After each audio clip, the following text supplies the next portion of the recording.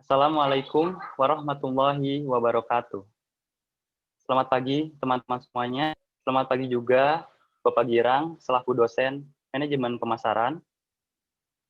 Pada video kali ini akan dipaparkannya presentasi dari kelompok 2. Namun sebelumnya marilah kita panjatkan puji serta syukur kehadirat Allah Subhanahu wa taala. Semoga pada pagi hari ini perkuliahan manajemen pemasaran berjalan dengan lancar. Sebelumnya, mohon izin perkenalkan diri. Nama saya Muhammad Robi Yuliansah dengan NIM 19049. Adapun beberapa anggota dari kelompok 2, bisa di next. Yang pertama ada Tasya Ramadanti dengan NIM 1900133 dan Gania Wardani Lutfiah dengan NIM 1901444 dan Nisa Aulia Jasbari dengan NIM 1901302. Kemudian ada Riviani dengan NIM 1904467. Ada Sarah Fitriani dengan NIM 1905430. Ada Salma Nabila Fuaida dengan NIM 1907929 dan ada Raffi Jidan Bagaskara dengan NIM 1908516 dan terakhir ada Jafira Nasasor dengan NIM 1908865. Baik, bisa di next. Nah, untuk mengefektifkan waktu, maka kita mulai aja dengan pematerian yang pertama. Kepada pemateri yang pertama, saya persilahkan. Baik, terima kasih moderator telah memberi saya kesempatan untuk mempresentasikan tentang kekuatan kompetitif. Oke, di sini jadi saya akan menjelaskan tentang kekuatan kompetitif. Michelle Porter mengidentifikasikan 5 kekuatan yang menentukan daya tarik jangka panjang intrinsik sebuah pasar atau segmen pasar, yaitu ada pesaing industri, pendatang baru potensial, produk pengganti, pembeli, dan juga pemasok. Boleh di next, Dek. Nah, di masing-masing kekuatan pun ada ancaman. Ada 5 ancaman. Yang pertama itu ada ancaman rivalitas segmen yang intens. Dalam ancaman ini, perusahaan harus bersaing secara agresif untuk mendapatkan pangsa pasar yang besar. Perusahaan akan semakin diuntungkan apabila posisi perusahaan itu kuat dan tingkat persaingan pada pasar tersebut rendah. Contoh pasar tersebut adalah pasar telepon seluler. Yang kedua ada ancaman pendatang baru. Kekuatan dalam pendatang baru menentukan seberapa mudah atau sulit untuk masuk ke industri tertentu. Jika industri tersebut bisa mendapatkan profit yang tinggi dengan sedikit hambatan, maka pesaing akan segera bermunculan. Semakin banyak perusahaan saingan atau kompetitor yang bersaing pada market yang sama, maka profit atau laba akan semakin menurun dan juga sebaliknya. Yang ketiga ada ancaman produk pengganti. Hambatan atau ancaman ini terjadi apabila pembeli atau konsumen mendapatkan produk pengganti yang lebih murah atau produk pengganti yang memiliki kualitas lebih baik dengan biaya pengalihan yang rendah. Semakin sedikit produk pengganti yang tersedia di pasaran akan semakin menguntungkan perusahaan kita dan juga sebaliknya. Yang keempat, ada ancaman daya tawar pembeli yang semakin besar. Semakin tinggi daya tawar pembeli dan dalam menentukan harga yang lebih rendah ataupun kualitas produk yang lebih tinggi, semakin rendah profit atau laba yang akan didapatkan oleh perusahaan produsen. Harga produk yang lebih rendah berarti pendapatan bagi perusahaan juga semakin rendah. Padahal perusahaan memerlukan biaya yang tinggi dalam menghasilkan produk yang berkualitas. Yang terakhir ada ancaman daya tawar pemasok yang semakin besar. Daya tawar pemasok yang kuat memungkinkan pemasok untuk menjual bahan baku pada harga yang tinggi ataupun menjual bahan baku yang berkualitas rendah kepada pembelinya. Nah, daya tawar pemasok yang menjadi tinggi ini akan mengancam perusahaan karena perusahaan akan berkurang profitnya. Seperti itu, boleh di next. Nah, lalu ada mengidentifikasi pesaing. Pesaing adalah perusahaan yang dapat memenuhi kebutuhan pelanggan yang sama. Persaingan ini dapat dilihat dari dua sudut pandang, yaitu industri dan juga pasar. Dalam sudut pandang industri, persaingan adalah suatu kelompok perusahaan yang menawarkan produk atau kelas produk yang merupakan pengganti erat satu sama lain. Sedangkan dalam pasar, pesaing adalah perusahaan yang berusaha memenuhi kebutuhan pelanggan yang sama. Nah, dalam persaingan pasar ini ada dua jenis pesaing. Yang pertama ada pesaing aktual dan pesaing potensial. Pesaing aktual adalah pesaing yang memang saat ini sudah ikut bersaing di dalam sebuah pasar. Sedangkan pesaing potensial adalah perusahaan yang saat ini tidak bersaing dalam suatu pasar, tetapi memiliki kemampuan untuk melakukannya jika mereka memilih untuk bersaing. Nah, untuk menentukan identifikasi pesaing ini, perusahaan dapat memetakan tahap-tahap pembeli dalam memperoleh dan menggunakan produk oleh konsumen.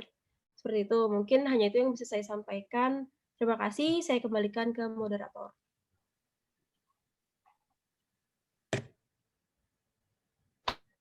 Terima kasih Sarah atas pemaparan materinya. Selanjutnya kepada pemateri yang berikutnya, saya persilahkan. Assalamualaikum warahmatullahi wabarakatuh. Sebelumnya, terima kasih kepada moderator yang telah membimbing dalam presentasi kali ini. Boleh di next.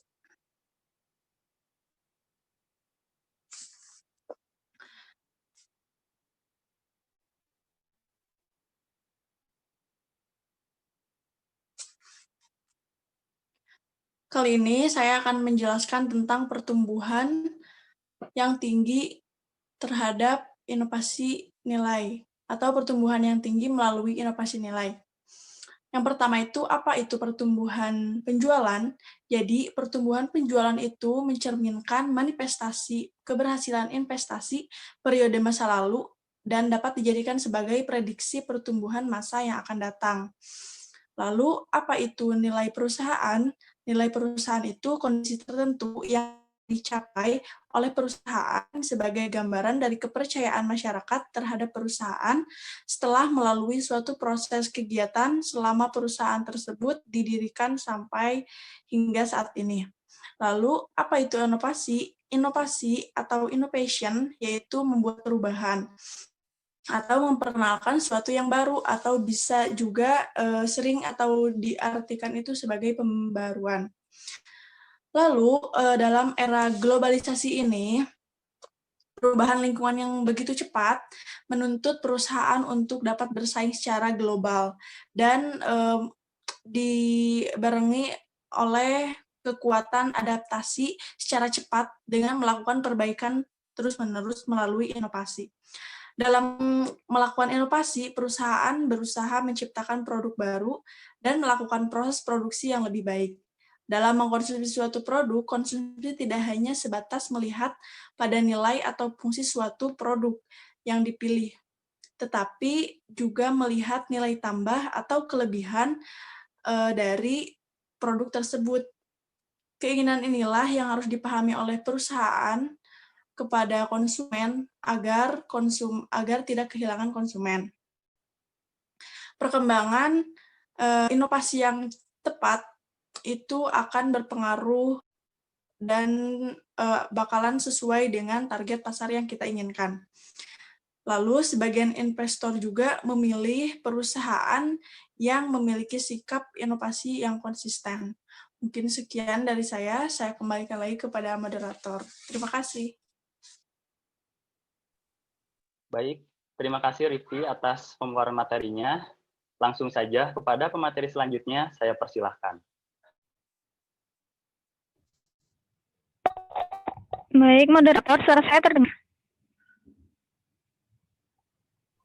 Terdengar. Baik, terima kasih. Sebelumnya di sini saya akan menjelaskan materi tentang analisis pesaing, di mana biasanya analisis pesaing ini harus dilakukan setidaknya adalah 3 poin. Yang pertama adalah strategi, kedua tujuan, dan yang ketiga adalah kekuatan dan kelemahan. Yang pertama adalah strategi, di mana biasanya suatu perusahaan itu menggunakan strategi kelompok atau strategi grup, di mana sekelompok perusahaan mengikuti strategi yang sama dalam sasaran tertentu. Kemudian yang kedua adalah tujuan. Tujuan didirikannya sebuah perusahaan itu biasanya mencakup 2 aspek. Yang pertama adalah memaksimalkan laba atau bauran dari beberapa tujuan yang mencakup profitabilitas, pangsa pasar, keuangan, teknologi, dan juga layanan. Serta yang ketiga adalah menganalisis kekuatan juga kelemahan, di mana di dalamnya terdapat 3 poin, yaitu pangsa, share of market, pangsa pikiran, share of mind, yang ketiga adalah pangsa hati, share of heart. Biasanya perusahaan yang menghasilkan pangsa pikiran dan juga pangsa hati akan secara otomatis mendapatkan pangsa pasar dan juga profitabilitas. Boleh di next.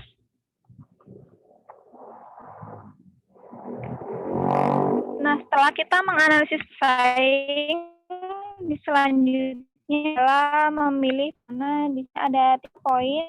Yang pertama adalah kuat melawan lemah, yang kedua adalah dekat melawan jauh, dan yang ketiga adalah baik melawan buruk. Yang pertama adalah kuat melawan lemah. Biasanya sebagian besar perusahaan itu membidik perusahaan yang lebih lemah karena hanya memerlukan sumber daya yang lebih sedikit untuk pangsa pasar yang didapatkan.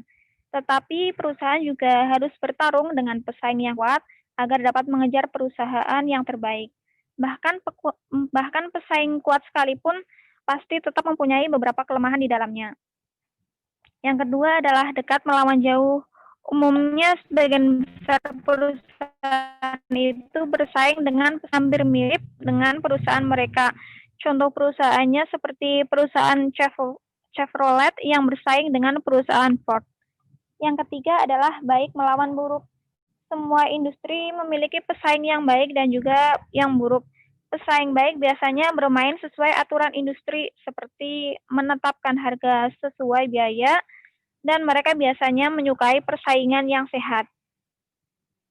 Sedangkan pesaing yang buruk biasanya berusaha untuk membeli pangsa pasar dan tidak menghasilkannya. Tetapi mereka juga berani mengambil banyak berkapas dan merusak timbangan industri. Sehingga dalam perusahaan yang baik dengan untuk mengurangi dan taktik disfungsional. Selain itu ada beberapa hal yang perlu diketahui dari pesaing. Yang pertama adalah kelengkapan mutu, desain, dan juga bentuk produk, harga yang ditawarkan oleh pesaing, saluran distribusi atau lokasi cabang, promosi yang dijalankan, rencana kegiatan pesaing ke depan. Mungkin sekian yang dapat saya sampaikan.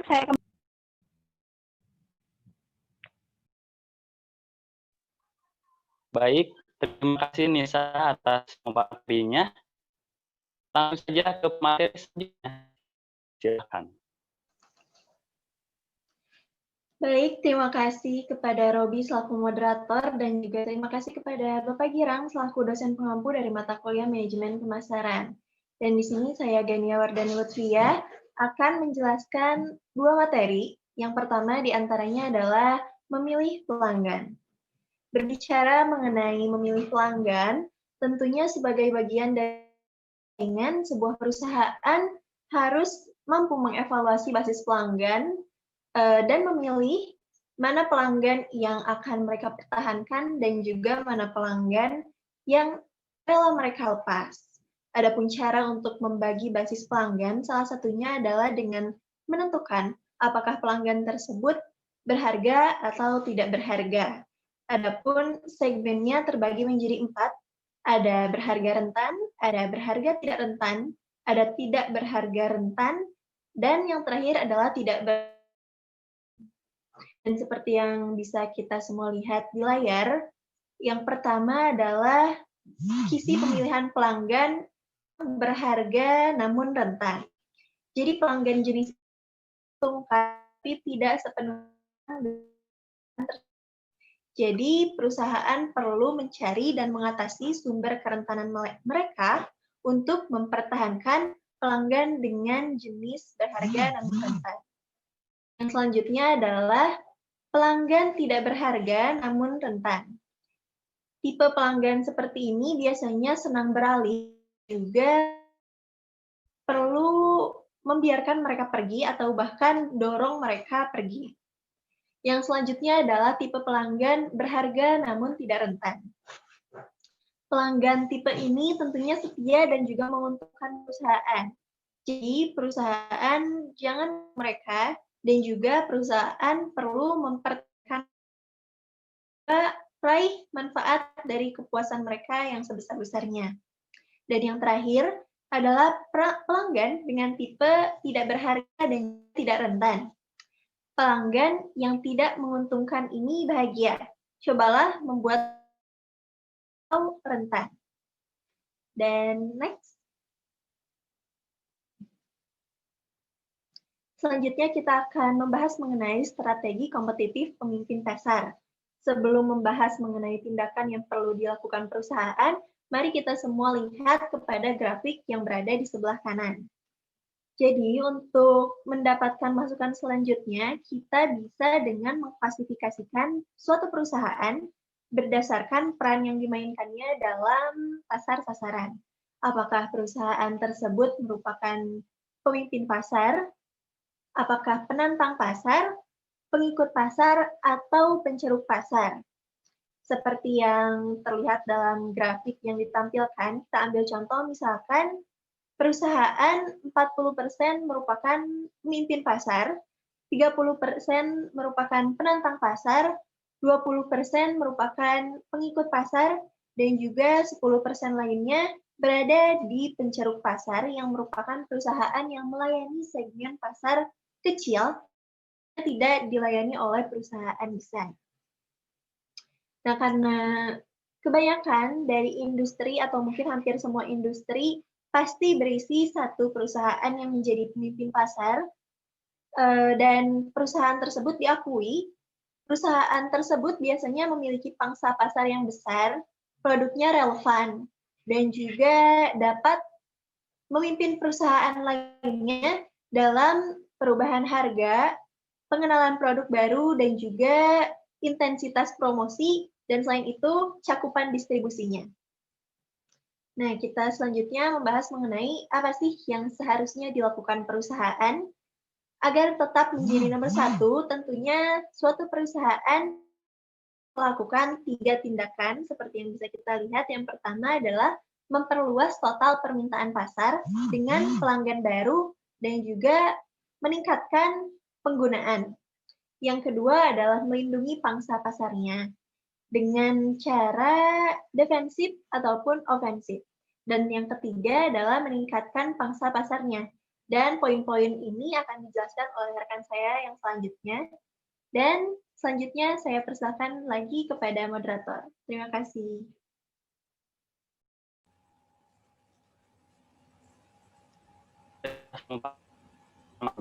Langsung saja kepada materi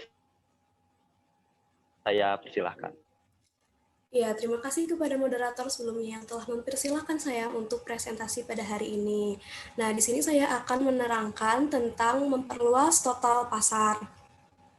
Nah, di memperluas total pasar ini ada 2, yaitu pelanggan baru dan lebih banyak penggunaan. Nah, ketika total pasar bertambah besar, perusahaan yang dominan biasanya itu mendapatkan paling banyak. Secara umum, pemimpin pasar itu harus mencari pelanggan baru atau lebih banyak penggunaan dari pelanggan lama. Nah, di pelanggan baru ini, semua kelas produk mempunyai potensi untuk menarik pembeli yang tidak menyadari keberadaan produk atau yang menolaknya karena harga atau tidak adanya fitur tertentu. Nah, di lebih banyak penggunaan, pemasar dapat berusaha meningkatkan jumlah, tingkat, atau frekuensi konsumsi. Jumlah konsumsi kadang dapat ditingkatkan melalui kemasan atau rancangan ulang produk. Peningkatan frekuensi memerlukan salah satu identifikasi peluang untuk menggunakan merek.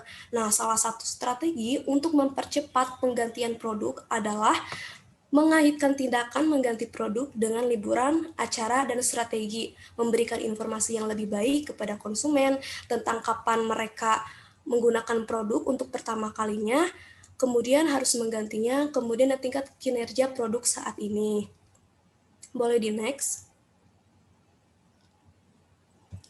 Nah, kemudian ada mempertahankan pangsa pasar. Nah, di mempertahankan pangsa pasar ini, sambil berusaha memperluas pasar secara keseluruhan, perusahaan yang dominan itu harus terus mempertahankan bisnisnya saat ini terhadap serangan pesaing. Pertahanan yang terbaik adalah dengan menyerang gitu. Perusahaan dominan harus menjaga bisnisnya dari segala penjuru supaya tidak dimasuki oleh lawan. Nah, pemimpin pasar ini harus menekankan biaya dan harganya itu harus sesuai dengan nilai yang dilihat pelanggan. Nah, pemimpin pasar ini harus melihat secara cermat gitu, wilayah mana yang bisa dilepaskan dengan resiko yang kecil. Nah, tujuan dari strategi bertahan ini adalah mengurangi kemungkinan serangan. mengalihkan serangan ke wilayah yang kurang berbahaya dan mengurangi intensitas serangan. Nah, di sini tuh ada 6 strategi pertahanan yang digunakan oleh pemimpin pasar. Yang pertama ini ada pertahanan posisi. Nah, bentuk pertahanan yang paling mendasar adalah dengan membangun benteng yang kokoh dan sulit direbut di sekitar daerah kekuasaan. Namun, bila hanya mempertahankan atau menjaga posisi atau produk saat ini saja, perusahaan akan bisa dikalahkan oleh pesaingnya. Nah, untuk itu perusahaan itu harus melakukan diversifikasi usaha agar apabila satu unit bisnis itu diserang, perusahaan itu tidak akan langsung mati. Nah, lalu yang kedua itu ada pertahanan sisi. Nah, selain menjaga daerah kekuasaannya itu, pemimpin pasar juga perlu membangun pos-pos pertahanan di luar daerahnya untuk melindungi front yang lemah atau sebagai pangkalan penyerangan dalam serangan balik itu. Nah, kemudian yang ketiga itu ada pertahanan mendahului atau preemptif. Nah, pertahanan yang lebih agresif adalah menyerang lawan sebelum lawan tersebut menyerang perusahaan kita. Nah, pemimpin pasar itu dapat menyerang pesaing yang pangsa pasarnya itu berada pada tingkat yang membahayakan atau dapat juga melakukan gerilya, yaitu dengan memukul satu pesaing di sini, pesaing lain di tempat lain juga, serta membiarkan masing-masing kehilangan keseimbangannya. Lalu, yang keempat itu ada pertahanan serangan balik.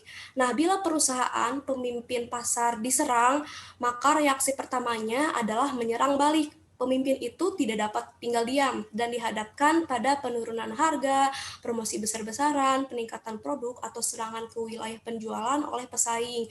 Nah, dalam serangan baliknya itu dapat menghadapi penyerang secara frontal, menghantam rusuknya atau melancarkan serangan menjepit. Nah, yang kelima ini ada pertahanan bergerak atau mobile. Nah, ini itu dilakukan dengan memperluas daerah penjualan gitu yang nantinya itu dapat berfungsi sebagai pusat pertahanan atau penyerangan. Nah, perluasan daerah ini tuh dapat dilakukan dengan cara yang pertama itu bisa dengan perluasan pasar gitu, yang menuntut perusahaan itu agar mengalihkan perhatiannya itu dari produk yang sudah ada ke kebutuhan umum yang mendasar dan banyak melibatkan research and development untuk mengembangkan teknologi gitu sehubungan dengan kebutuhan tersebut. Lalu bisa juga dilakukan dengan cara diverifikasi pasar ke beberapa industri yang tidak saling berkaitan. Nah, merupakan pilihan lain dalam rangka membangun keunggulan strategi. Terus yang keenam itu ada pertahanan pencitraan atau mundur atau yang bisa disebut contraction. Nah, perusahaan besar sering menyadari gitu bahwa mereka itu tidak dapat mempertahankan seluruh wilayahnya. Nah, tindakan yang terbaik itu adalah mundur secara terencana gitu atau mundur secara strategis. Nah, mundur secara terencana itu bukanlah tindakan menyerah gitu atau meninggalkan pasar, tetapi melepaskan daerah yang lemah dan memperkuatnya itu ke daerah yang lebih kuat. Boleh di next. Nah, kemudian di sini juga ada memperluas pangsa pasar. Di memperluas pangsa pasar ini,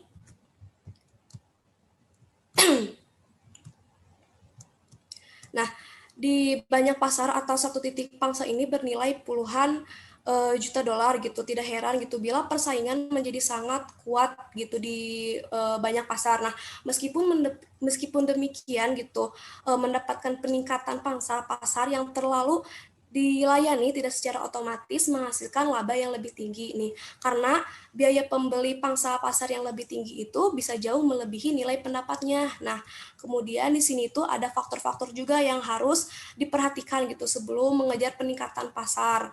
Yang pertama itu ada kemungkinan memprovokasi tindakan anti-trusi gitu. Pesaing yang cemburu sering meneriakan monopoli jika sebuah perusahaan itu dominan melakukan penetrasi lebih jauh. Kemudian ada biaya ekonomi. Nah, profitabilitas bisa turunan dengan terus naiknya pangsa pasar pada tingkat tertentu gitu. Dalam ilustrasi pangsa pasar itu optimal perusahaan adalah 50%. Itu biaya peningkatan pangsa pasar selanjutnya dapat melebihi nilainya juga. Kemudian yang ketiga itu ada melakukan kegiatan pemasaran yang salah. Nah, biasanya ini perusahaan itu berhasil mendapatkan pangsa dengan mengalahkan pesaing dalam 3 bidang, yaitu kegiatan produk baru, kualitas produk relatif, dan pengeluaran pemasaran. Lalu faktor yang keempat ini ada pengaruh peningkatan pangsa yang terhadap kualitas aktual dan kualitas anggapan. Nah, terlalu banyak pelanggan dapat membatasi sumber daya perusahaan gitu. Kemudian juga dapat melukai penghantar nilai produk dan pelayanan produk tersebut. Mungkin segitu saja yang bisa saya sampaikan. Saya kembalikan kepada moderator. Baik, terima kasih Tasya atas penjelasannya. Langsung saja kepada pemateri yang selanjutnya, saya persilahkan.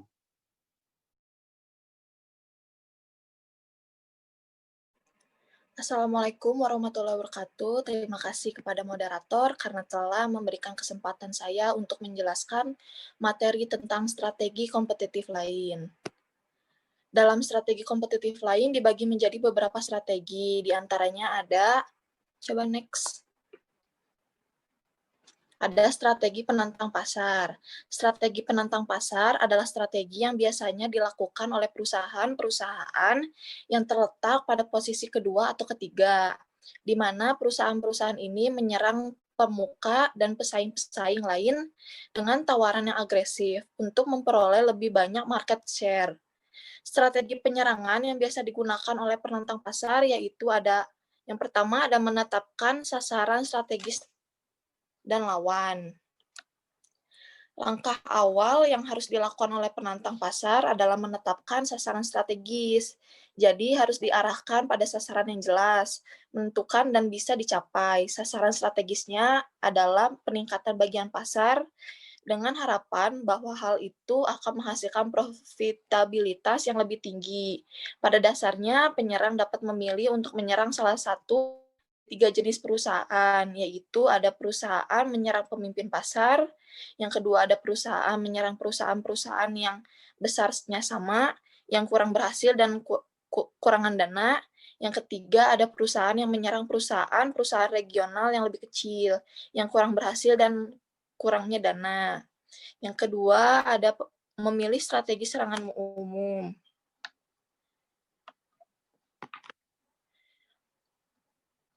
Daya tempur yang terbaik harus dipusatkan pada tempat dan waktu yang tepat untuk fungsi yang menentukan. Jika ada lawan yang menduduki daerah pemasaran tertentu, maka ada 5 strategi yang dapat dilakukan, yaitu serangan frontal, serangan sisi, serangan pengintar, serangan melewati, serangan gerilya. Selanjutnya ada memilih strategi serangan yang spesifik. Penantang harus melangkah melampaui 5 strategi luas itu dan mengembangkan strategi yang lebih spesifik.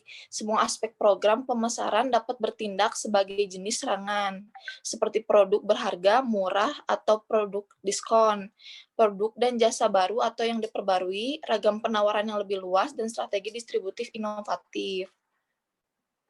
Selanjutnya, ada strategi pengikut pasar. Menurut Prof. Levitt, dalam artikelnya, diajukan bahwa strategi peniruan produk mungkin sama menguntungkan dengan strategi inovasi produk. Inovator harus menanggung biaya pengembangan produk, distribusi, dan mendidik pasar. Nah, di sini ada 4 strategi umum. Yang pertama ada pemalsu. Pemalsu menduplikat produk dan kemasan pemimpin dan menjual di pasar gelap, atau memulai menyalur yang buruk reputasinya. Yang kedua ada pengklon. Pengklon mengamulasi produk nama dan kemasan pemimpin dengan sedikit variasi. Misalnya, menjual tiruan sereal bermerek dengan kotak yang mirip. Ketiga ada peniru. Peniru mencontek beberapa hal dalam pemimpin, namun masih mempertahankan diferensiasi dalam hal kemasan, iklan, harga, dan lain-lain. Yang keempat ada pengadopsi. Pengadopsi mengambil produk pemimpin dan mengadaptasi atau memperbaikinya. Mungkin sekian yang dapat saya sampaikan. Mohon maaf bila ada kesalahan. Saya kembalikan lagi kepada moderator. Baik, terima kasih Jafira atas pemaparan materinya. Baik, kepada Salma, saya persilahkan. Baik, sebelumnya Assalamualaikum warahmatullahi wabarakatuh. Di sini terima kasih kepada Bapak Girang selaku dosen pengampu mata kuliah manajemen pemasaran, juga kepada moderator yang telah memberi kesempatan waktu pada saya Salma yang akan menjelaskan Materi strategi penceruk pasar. Pilihan lain selain menjadi pengikut di pasar yang besar adalah menjadi pemimpin di pasar yang kecil atau ceruk. Perusahaan yang lebih kecil biasanya menghindari bersaing dengan perusahaan yang lebih besar. Tetapi bahkan perusahaan besar dan menguntungkan mungkin memilih untuk menggunakan strategi penceruk bagi beberapa unit bisnis atau perusahaan mereka. Perusahaan dengan pangsa keseluruhan pasar yang rendah dapat menjadi sangat menguntungkan melalui pencerukan yang cerdas. Adapun tugas penceruk pasar yang pertama menciptakan ceruk atau pasar kecil, kedua memperluas ceruk atau pasar kecil dan yang terakhir melindungi ceruk. Kunci pencerukan adalah spesialisasi. Next.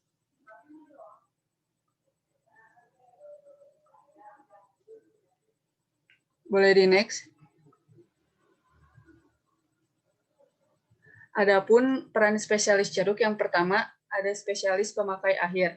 Perusahaan mengkhususkan diri melayani satu jenis pelanggan akhir. Misalnya, perantara bernilai tambah value added reseller menyesuaikan piranti keras dan piranti lunak komputer. Yang kedua ada spesialis tingkat vertikal. Maksudnya perusahaan mengkhususkan diri pada tingkat vertikal tertentu di rantai nilai produksi distribusi. Contoh khusus dalam saluran distribusi sampai produksi. Ada unit bobin PTPNX. Yang ketiga, spesialis ukuran pelanggan. Perusahaan mengkonsentrasikan pada penjualan hanya pada konsumen berskala kecil, sedang atau besar saja. Contohnya distro pakaian Big Size untuk baju ukuran besar di Bandung misalnya. Yang keempat, ada spesialis pelanggan khusus. Perusahaan membatasi penjualannya ke satu atau beberapa pelanggan. Banyak perusahaan yang menjual hasil mereka kepada satu perusahaan. Penjualan output pada satu perusahaan saja. Perusahaan membatasi penjualannya pada satu atau sedikit konsumen pokok. Yang kelima ada spesialis geografis. Perusahaan hanya melayani satu wilayah khusus saja, contohnya Radar Jember. Yang keenam, spesialis produk atau lini produk. Perusahaan hanya melaksanakan atau memproduksi satu lini produk, spesifik pada satu bagian dari produk, contohnya seperti perusahaan yang hanya memproduksi lensa Microsoft saja. Yang ketujuh ada spesialis fitur produk.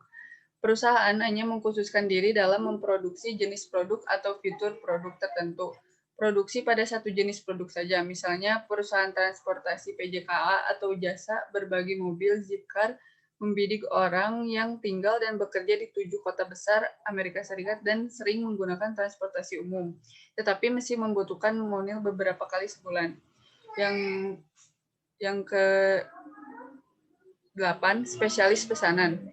Perusahaan menyesuaikan produknya untuk pelanggan perorangan. Produksi berdasarkan orderan pelanggan, misalnya perusahaan industri kerajinan. Yang ke-9, spesialis kualitas atau harga. Perusahaan beroperasi di pasar barang berkualitas rendah atau barang berkualitas tinggi. Contohnya butik atau perusahaan Hewlett Packard mengkhususkan diri dalam pasar kalkulator genggam berkualitas tinggi dan mahal.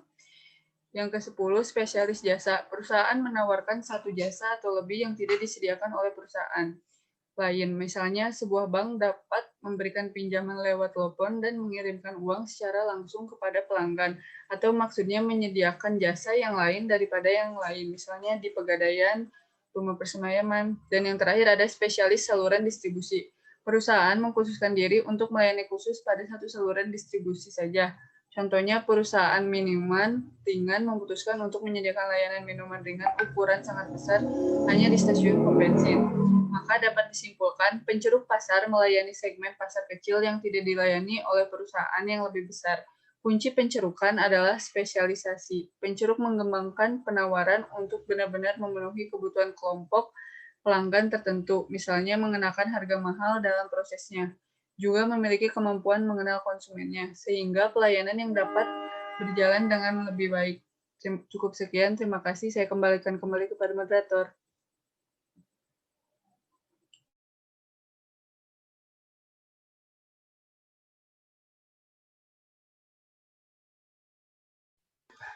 Oke, baik.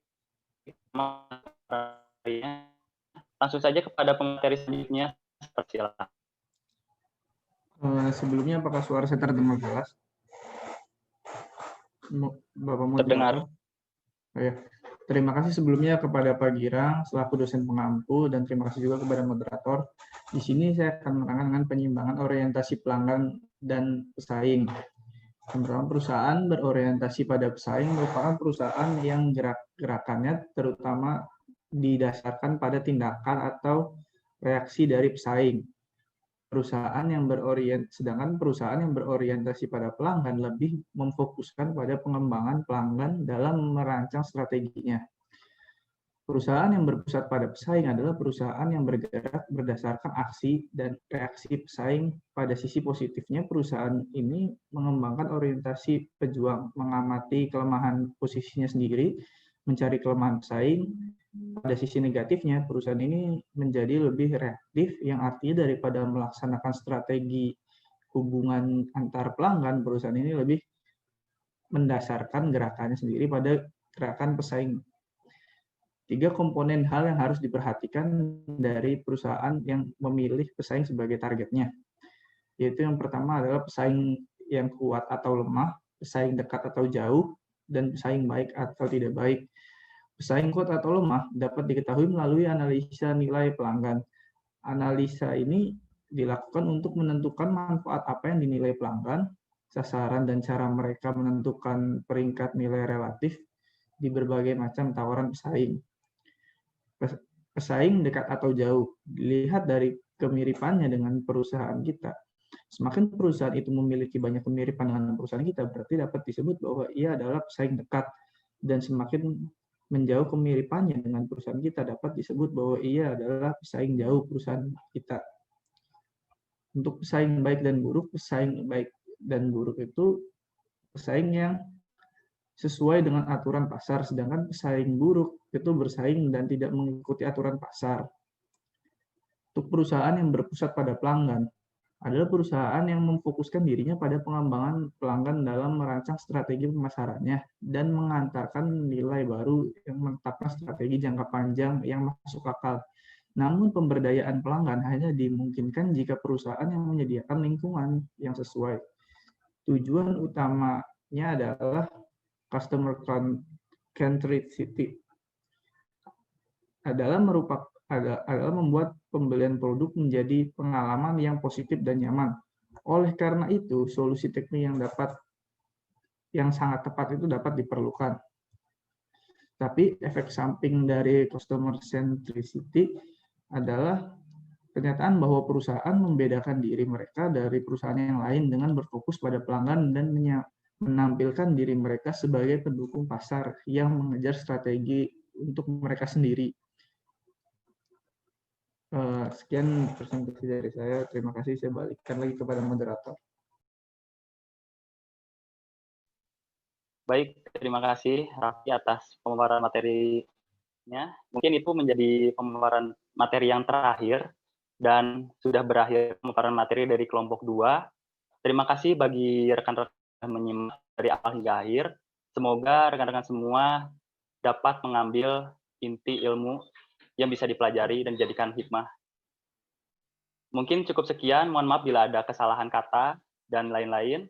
Wabillahi taufiq wal hidayah. Wassalamualaikum warahmatullahi wabarakatuh. Waalaikumsalam warahmatullahi